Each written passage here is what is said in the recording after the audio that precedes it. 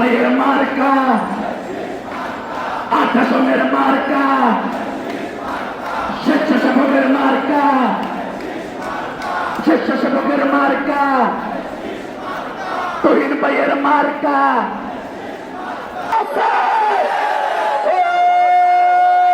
সেই মার্কা তাদের শেষ মির্জাফর, মির্জাফর, মির্জাফর, মির্জাফর তাদের শেষ, মির্জাফর তাদের শেষ, মির্জাফর।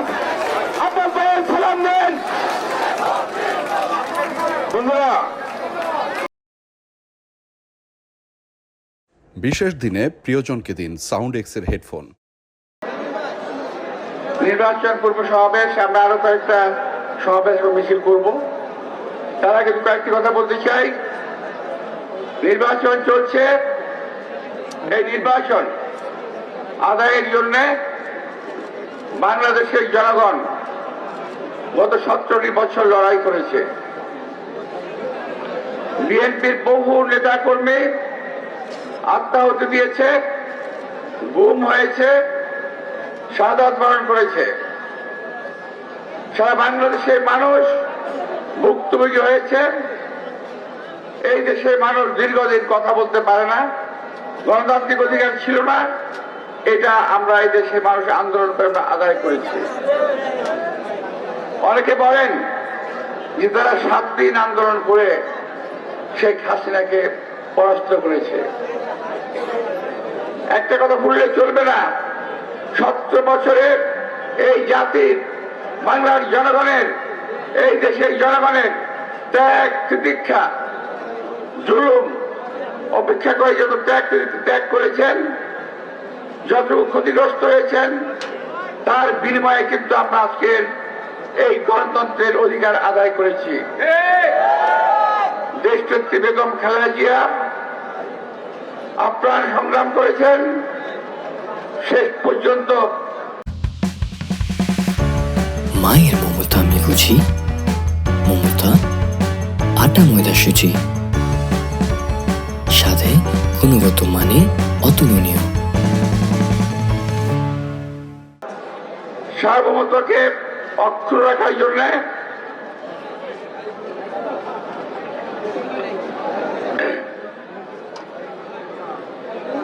আমাদের একটি সুষ্ঠু নির্বাচন করতে হবে।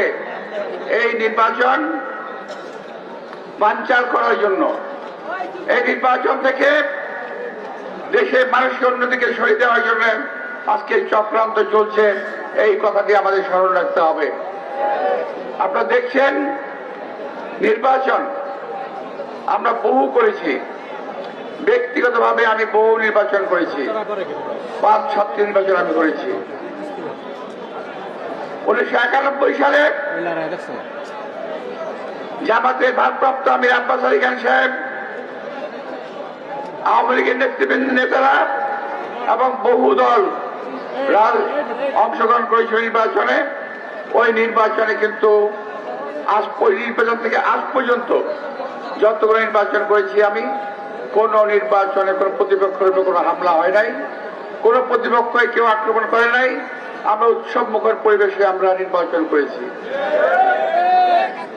আজকে যে দলটি নির্বাচনের কোনো অভিজ্ঞতা নাই, যাদের জীবন সম্বন্ধে কোনো অভিজ্ঞতা নাই, তারা দেশ পরিচালনার দায়িত্ব পেয়েছে।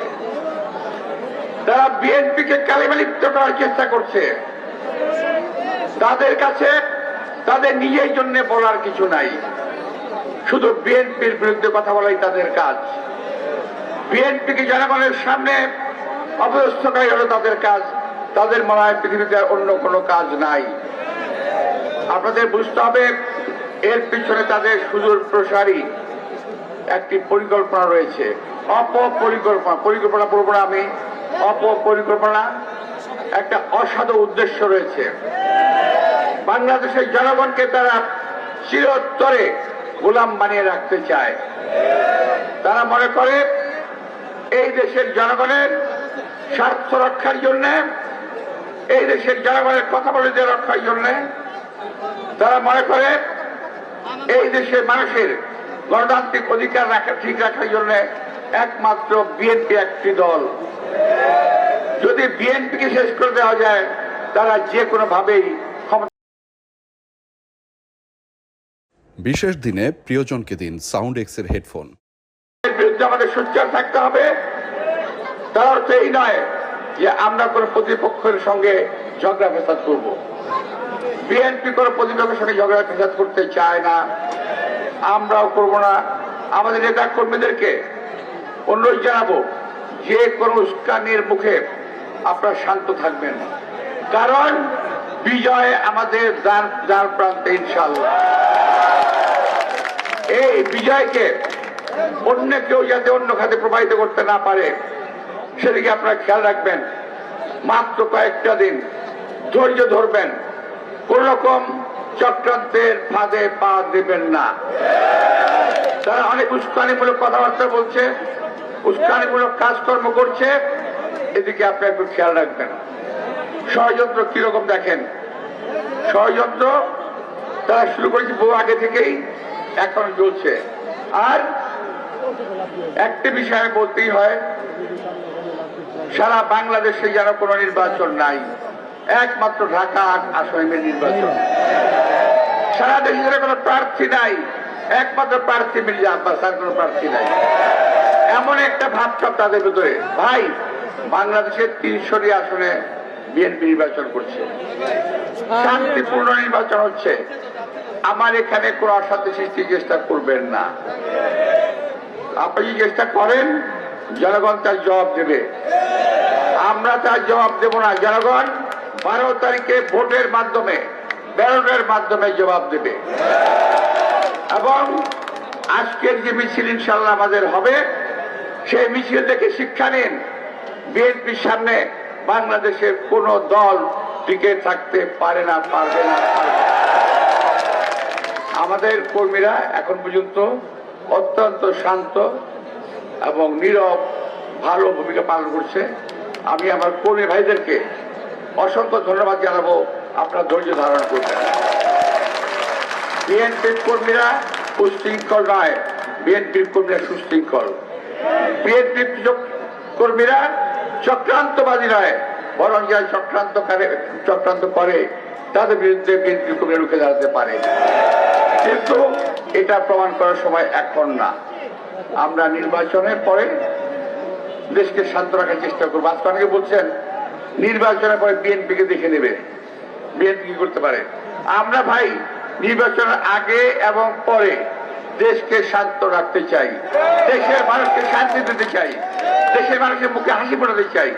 কোন ঝগড়া নয়, কোন ফ্যাসাদ নয়। আজকে কিছু কিছু ছেলে মায়ের মমতা আমি বুঝি, মমতা আটা ময়দা সুজি, স্বাদে গুণগত মানে অতুলনীয়। বয়স তখন আমার চিত্র অনেক বেশি, 50 কিংবা 60। আজ পর্যন্ত জামাতের কিংবা অন্য কোন দলের কেউ বলতে পারবে না আমি তাদের বিরুদ্ধে কোনো খারাপ কথা বলেছি। ওই সময় আওয়ামী লীগের নেতা এখনো বেঁচে আছেন মোজাফফর হোসেন পল্টু সাহেব, উনি নির্বাচন করেছেন। আমরা কথা বলেছি, মিছিলে দেখা হয়েছে, মুখোমুখি দেখা হয়েছে। আমরা একে অপরের কোলাকুলি করেছি, আমরা একে অপরের সঙ্গে আমরা বলেছি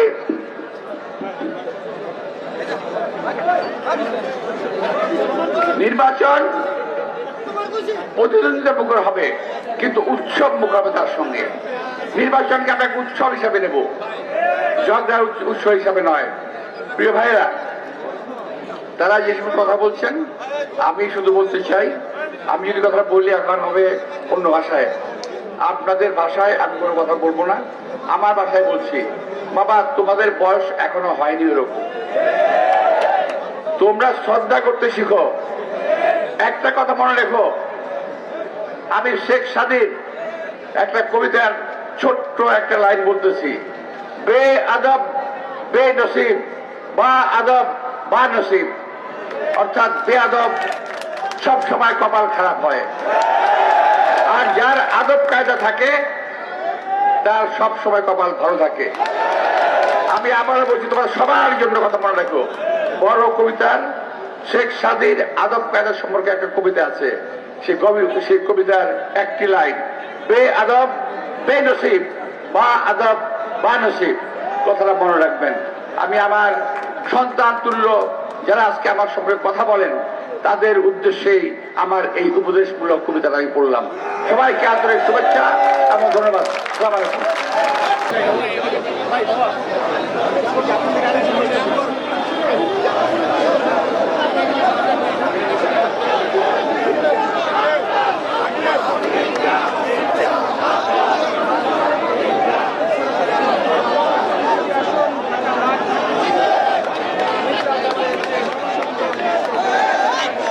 বিএনপি ভোট করে, এনসিপি ভোট করে, বিএনপি ভোট করে, ভোট করে, এনসিপি ভোট করে, এনসিপি ভোট করে, ভোট দেব কি চাই ধানের শীষে।